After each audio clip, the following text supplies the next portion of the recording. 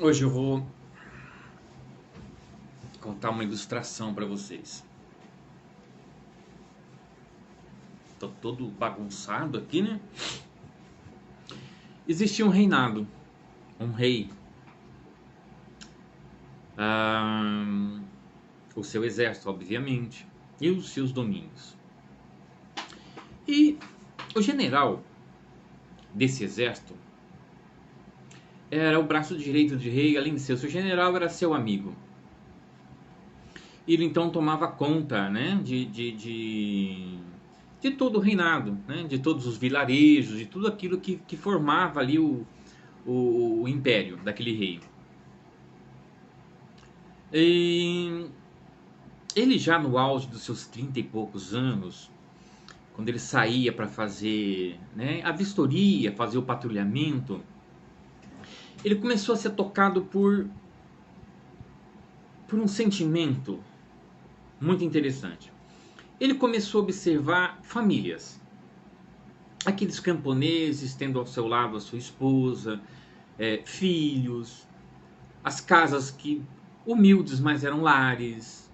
E ele começou a olhar aquilo com outros olhos, como que querendo aquilo para si. Ele olhava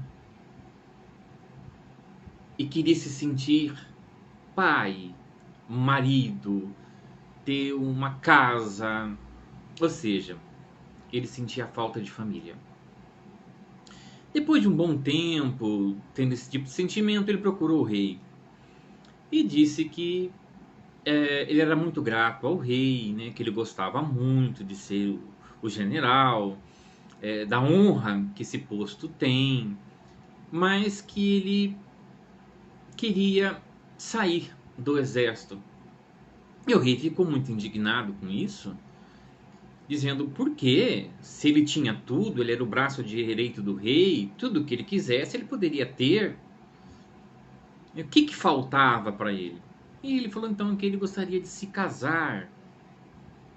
E o rei disse: você pode ter a mulher que você quiser. Se é esse o teu problema, está resolvido. Ele falou: não, eu quero ter uma esposa e não apenas uma mulher. Eu quero constituir uma família. E o rei então não aceitou. Pediu para que ele pensasse melhor e deu a ele alguns dias para que ele pensasse. Ele então pensou, findado o prazo, ele voltou e o rei perguntou: e aí, o que você decidiu? Ele agradeceu ao rei por tudo, pela honra que é servir aquele rei, mas que de fato ele queria ir embora e constituir uma família.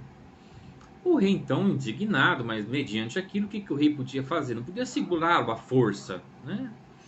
Ele falou: então tudo bem, se você quer ir, você vá. Mas querendo que ele voltasse, o rei não foi muito generoso com ele na questão financeira, deu-lhe pouca coisa, com a intenção de que, sentindo falta, ele voltaria. E ele então voltou para uma cidadezinha pequena, um vilarejo onde ele nasceu.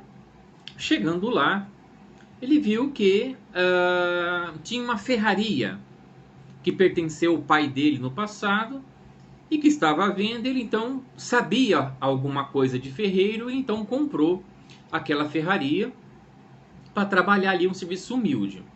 Passado um tempo, ele constituiu uma família, né? Casou e teve filhos e ficou ali por alguns anos, até que, em uma determinada tarde, veio um batalhão, né, do exército, uma esquadra de soldados do rei, patrulhando, né, aquela região, e ele viu à frente um amigo, que agora era o general. Ele viu, saiu para fora, e vários soldados que eram amigos dele e tal. Ele saiu para fora e aquele general que agora ocupava o posto dele, até olhando assim, custou para reconhecê-lo.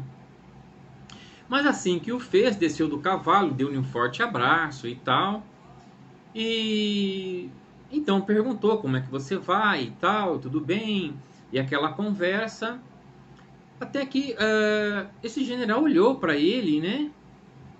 Sujo, né? Tava com umas roupas muito simples. Logo se aproximou a esposa, muito bonita por sinal, mas vestido de maneira muito simples. Duas crianças também simplesmente vestidas, estavam no chão. E aquela ferraria simples. Ele então perguntou: por quê? Por que você deixou toda a honra, todo o luxo, né? Tudo aquilo que era ser um braço direito de um rei, para ser assim tão simples, né? Ter tão pouco. Ele então convidou esse soldado, esse general amigo, para entrar na ferraria dele. Entrando, ele pegou uma espada e disse ao amigo: você que é um soldado como eu, sabe avaliar uma espada. Segure essa espada e me diz o que você acha. Ele então catou a espada, movimentou, fez vários movimentos com ela e tal. Falou: nossa, é uma espada perfeita, tem um equilíbrio perfeito, um peso perfeito. Mas o que isso tem a ver com a pergunta que eu te fiz? Ele disse: você sabe como é que é feita uma espada? O soldado respondeu: olha, exatamente assim, eu não sei, tenho uma ideia de como é feito. Ele falou: pois é. Aí ele pegou uma barra de aço. Ele disse: está vendo essa barra de aço? Sim, estou vendo. Eu coloco essa barra de aço ali naquela fornalha. E o fogo esquenta o aço, até que o aço fica vermelho, incandescente, exalando um calor terrível.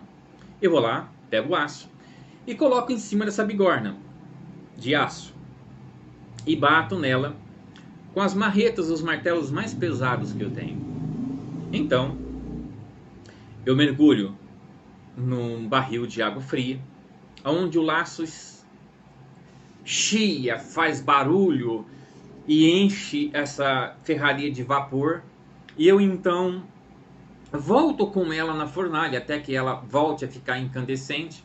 Coloco na bigorna, bato com os meus martelos pesados, coloco na água fria para que ela tenha o choque, nesse processo temperando o aço.